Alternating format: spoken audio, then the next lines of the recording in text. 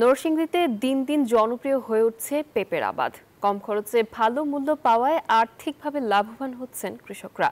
স্বাদে ও গুণে অনন্য নরসিংদীর পেঁপের চাহিদাও ভালো থাকায় দেশের বিভিন্ন প্রান্ত থেকে পাইকাররা বাগানে ভিড় করছেন। আধুনিক পদ্ধতিতে পেঁপে চাষে কৃষকদের সব ধরনের সহযোগিতা করছে কৃষি বিভাগ। নরসিংদী থেকে হৃদয় খানের পাঠানো তথ্য ও চিত্রে ডেস্ক রিপোর্ট।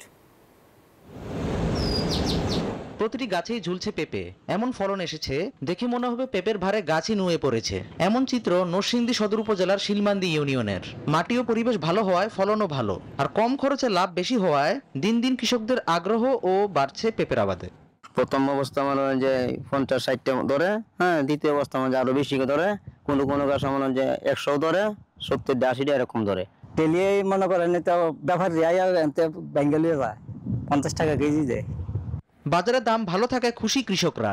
চাহিদা ভালো থাকে দেশের বিভিন্ন প্রান্ত থেকে পাইকাররা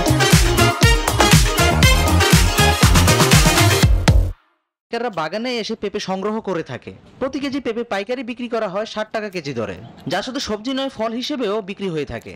আফগানি ক্ষেত্রের মতন আসলে লাগাইছি 170 টাকা বেচছি 1 লাখ টাকা। কানি ক্ষেত্রে 300 গাছ লয়, বুঝছেন? প্রতি গাছ কানিতে 300-320 গাছ লয়। 300 গাছ হলে যদি ভালো ফলন দেয় তাহলে 2.5-3 লক্ষ টাকা বিক্রি হয়। এই এলাকার মাটি ভালো এবং পেঁপে খাইতে খুব সুস্বাদু।